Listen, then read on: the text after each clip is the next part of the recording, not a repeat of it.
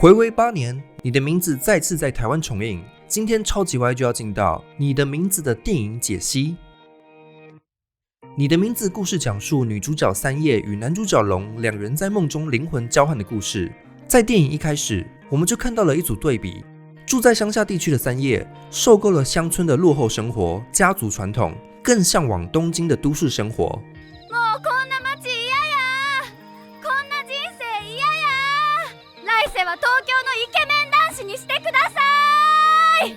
在这里，三叶喊出了日本农村地区的年轻人渴望追求现代化生活的呐喊。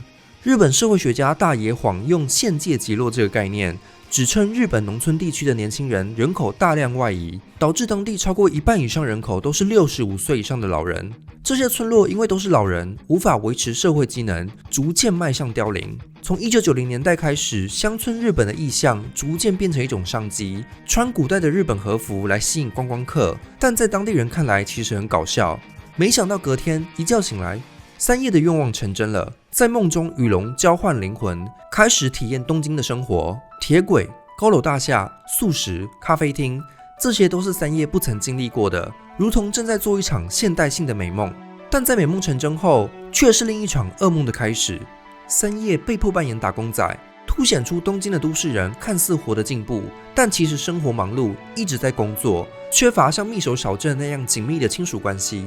相比之下，男主角从东京进到乡村后，反而很快适应乡下生活，与三叶的家族学习祖传的编织技巧，还有密守地区的神话仪式。在这过程中，感受到重新找回传统的感觉，呼应了民俗学家柳田国男的看法。日本人的心灵原乡是在乡村地区，所有神道教的神灵怪物都是躲在森林山野里，而神社就是最典型的象征。这样一来，这场灵魂交换的实验就成了一种对现代性的批判，让现代人回到过去，体验乡村生活，人们才会知道，为了进步到现代，我们到底牺牲了什么。为了解释灵魂交换，男女主角开始研究两个人到底是怎么交换灵魂的。电影提出的第一个理论是量子力学家 Hugh Everett 的多世界诠释。それって前世の記憶もしくはエベレット解釈に基づくマルチバースに無意識が接続したっちゅう。主流的量子力学诠释认为，在进行观测前，所有可能的事件都处于量子的叠加状态，就如同薛丁格的猫一样，在打开盒子以前，既是活的又是死的，直到观测后叠加状态崩塌，才确定是哪一种情况发生，而其他的可能性也就不存在了。但是 Avery 认为，所有可能的事件都是同样实在的，宇宙会不断自我分裂，开出好几个分支的版本。如果在 A 宇宙，薛丁格的猫是死的，那必然有另一个宇宙中，猫依然是活的。整个宇宙就是数不尽的叠加状态，只是在我们的世界里没有办法跟另一个世界沟通，但是那个看不到的世界依然存在。在这种多世界诠释下，传统的日本并没有被现代化的日本给取代，而是一直存在于某个平行宇宙，传统依然有机会被挽救。就像电影里，男女主角处在2个不同的时间轴上，女方的故事线发生在2013年，与男方交换灵魂后变成了2016年的时间轴。等等，如果多重宇宙有可能存在，那不同的宇宙时间线又如何可能产生交互作用？在这里，新海诚进一步借助了梦境的解释。每当我们做梦醒来后，都会有一种某种东西慢慢消失的感觉，记不得梦里的内容。那个慢慢消失的东西，会不会就是某个平行宇宙的分支，在我们醒来后被遗忘了？見ていたはずの夢はいつも思い出せない。ただ何かが消えてしまったという感覚だけが。物理学家 Roger Penrose 的量子意识理论认为，人的意识不是基于大脑的神经化学活动，而是神经元内的微管束具有处于叠加状态的量子系统。当叠加状态崩塌后，意识就涌现了。人在做梦时，大脑可能就是处于叠加状态中，宇宙的好几个分支，事件的好几种版本，都同样存在于叠加状态。这就像是广播电台的讯号，我们可以调整频率收听某个电台，但其他频率也同样存在。我们有时候会不小心收到其他电台的讯号，就像听到另一个世界的声音一樣。预知夢、既視感可能就是在其他的宇宙時間線上發生的事，不小心被做夢的人給接收到。三葉、あんた今夢を見とるな。电影里的龙就是意外接上了其他频率的讯号，回到了2013年的时间线上，但在醒来后，记忆却慢慢消失，试图描绘出密手的样子，寻找梦里看过的地方。如果说三叶是追求现代性美梦而来到东京，龙则是追求传统小镇的梦而寻找密手，但是最后却发现，原来他一直在做的梦是一个已经回不去的地方。だってあいつの書いたメモだってちゃんと。在这关键的一幕中，龙在知道密手已经消失之后，手机里的所有过往踪迹也跟着消失。这个创伤性的知识改变了关于过去的记忆。在这里，我们看到了弗洛伊德所说的创伤的后遗性。弗洛伊德发现，创伤具有从未来影响过去的时间性。许多被家暴的小孩在儿时其实不知道那是什么意思，直到长大后才知道什么是暴力。但这是这个知道的瞬间造成了主体的心理创伤。只有在主体获得了事件的知识后，才回溯性的改变了过去事件的记忆。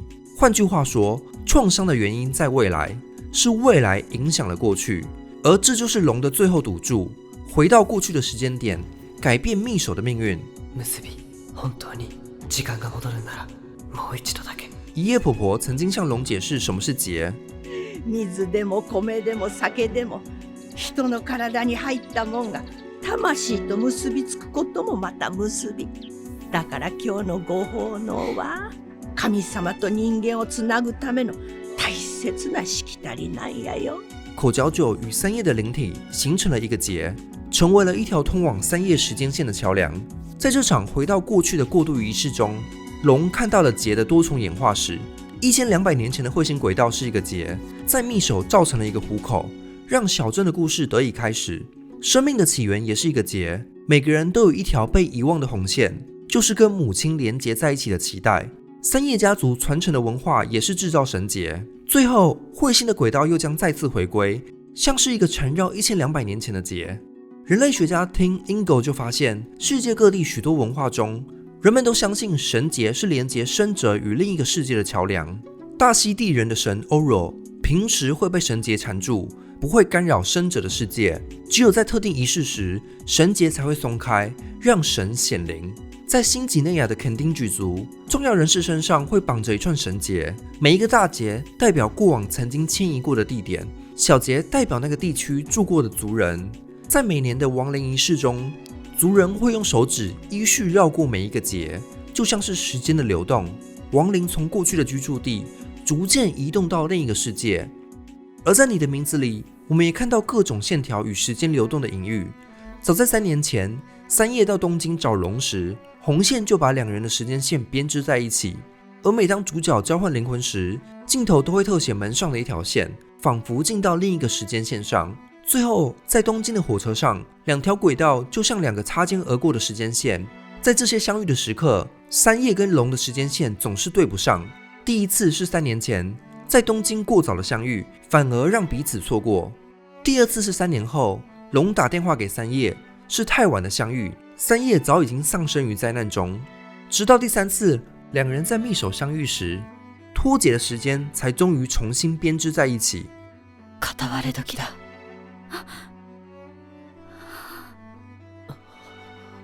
黄昏之时，在日语的词源中有逢魔时刻的意思，暗示了在白天与夜晚交接的时刻，人有机会进到另一个世界。在天气之子里，男主角则是透过穿越废弃的鸟居，进入情侣仪式的时空中，找到了女主角。而在铃芽之旅中，通往常世的后门会带人进到不分过去、现在、未来的时空。这些例子都体现了神话学家 Mircea Eliade 所说的神圣时间。Mircea Eliade 发现，世界各地的许多古老文化都有2种时间观：世俗的时间性与神圣的时间性。例如，澳洲原住民相信，每年都有一个叫做梦创时代的仪式时间。梦创时代包括了起源、现在、未来。族人会重复祖先曾经在此时此地做过的仪式，透过在同一个时间地点重复过往的人做过的仪式。澳洲原住民相信，这可以帮助他们从世俗的时间进到神圣的时间，仿佛是回到过去，跟死去的人共享同一个时空。人类借由过渡仪式，回到某个时空里，与过往的人重逢。姉ちゃん、誰？私私はね、すずめの明日。这种神圣的时间性就被伊利亚称作永恒回归。现代人的症状就是只活在世俗的时间里，遗忘了永恒回归的神圣时间。但在新海诚的灾难三部曲里，人类最前沿的科学知识量子力学跟日本最古老的信仰神道教产生了综合，让主角从世俗的时间过渡到了神圣的时间，以永恒回归的方式重复性的回到灾难发生的时刻。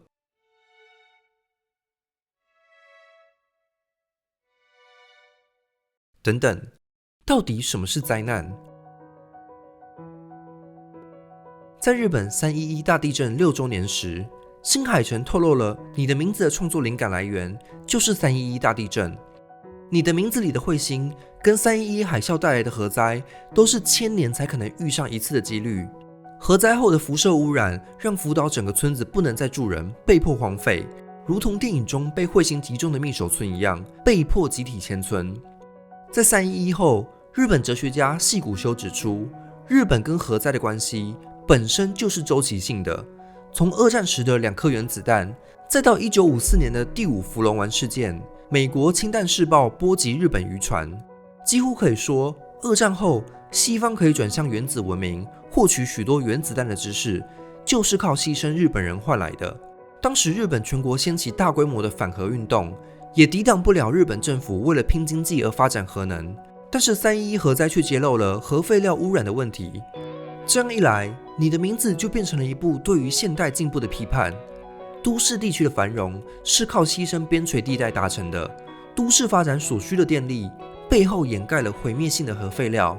直到灾难发生时，才揭露了这个被压抑的真相。但是事发当时，男主角根本不知道这件事，而是在3年后才意识到自己失去了什么。因为以进步为名的现代开发计划，就如同美丽的彗星一样诱人，就算哪天一整个村子被消灭了，都市人也不会发现，反而会赞叹这是美丽的一个夜晚。まさに肉眼で目撃できていることは、この時代に生きる私たちにとっての大変な幸運というべきでしょう。进步在都市人看来是一场奇观，在边缘地区却是一场灾难。最后彗星撞击的地点正好就是密守的神社，这个被柳田国男视为日本人心灵原乡的所在，终将被视为落后地区而毁灭。哲学家 Jean-Luc Nancy 就认为，在我们这个时代已经不存在什么自然灾害，存在的只是文明的灾害。921地震看似是天灾，但如果不是人类自己把建筑物盖在地震带上，地震又怎么伤害得了人类？2004年南亚大地震重创泰国度假区，但若不是泰国政府为了发展观光业，把原本都是珊瑚礁的区域进行都市改造，又怎么会有那么多观光客伤亡？许多地震都是发生在没人居住的地方，这些地震就不会被视为灾难。换句话说，灾难的起源不是自然界，而就是人类世界。人类一直试图阻止的灾难的源头，就是他自己。这样一来，新海诚的灾难三部曲就成了一种灾难的伦理学。现代人还要为了经济发展制造多少人造的灾难，牺牲多少落后地区？我们又能做什么去拯救那些被进步牺牲的人们？你的名字提供了我们第一个答案：拯救密守，也就是拯救那个被现代化给消灭的传统日本。但是当主角回到过去，警告灾难即将来临时，众人却是一副事不关己的样子。讲出真理的人反而被当成一个疯子。彗星が2つに割れて街に落ちる？500人以上が死ぬだと？よくもそんなざれ言を俺の前で。本気で言ってるなら、お前は病気だ。就像当今气候科学家讲出气候危机的真相时，各国政治领袖依然一副无关紧要的样子。我们因此不能够指望别人来拯救我们，而必须在灾难来临之前拯救自己。但在天气之子中，我们却看到了一种不同的可能性。主角不再是想着要如何拯救整个村子，而是愿意牺牲整个东京来拯救女主角。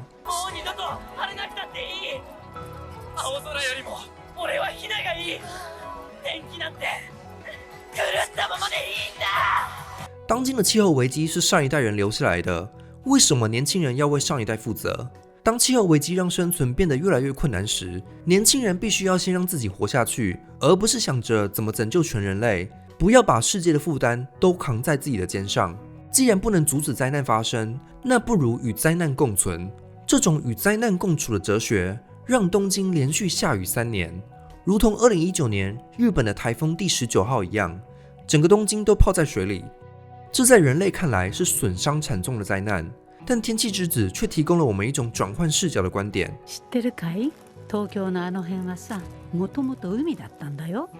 ほんの200年ぐらい前まではさ、江戸そのものが海の入り江だったそうだよ。それを人間と天気が少しずつ変えてきたんだ。だからまあ元に戻っただけだわ、なんて思ったりもするね。沉默的东京不再被视为一场灾难，反而是实现自然的韵律。据说300年前，台北盆地曾出现大地震，让台北变成一座湖。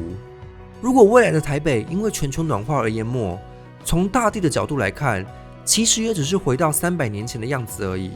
有一派科学家认为，地球上的生命起源源自彗星撞击带来了有机分子，传播到地球上，所以是数十亿年前彗星的撞击带给了我们生命。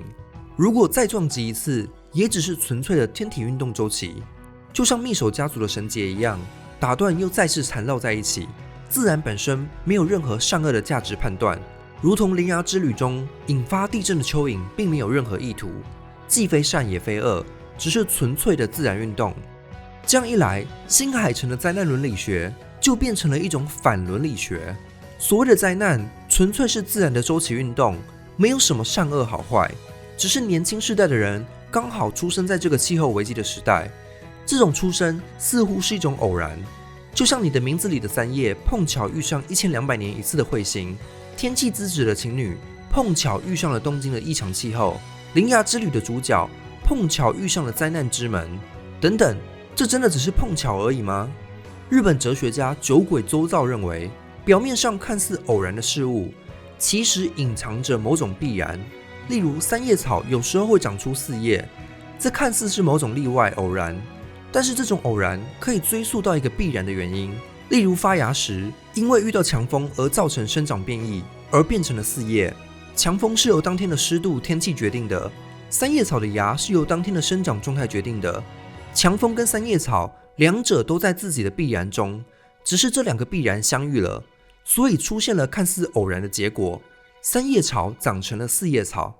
同样的，在你的名字里，男女主角的灵魂交换看似是一种偶然，没有目的，但是最后故事却揭露了偶然背后藏有某种必然。わしも少女の頃、不思議な夢を見とった覚えがある。夢で誰になっとったんか大事にしないよ。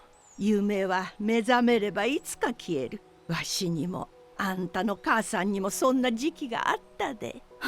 もしかしたら宮水の人たちのその夢って全部今日のためにあったのかもしれない。3叶所做的每个行动都是在实践自己的自由意志，发展他自己的因果序列。彗星每1200年都会周期性的撞击密手，也是彗星自己的必然因果序列。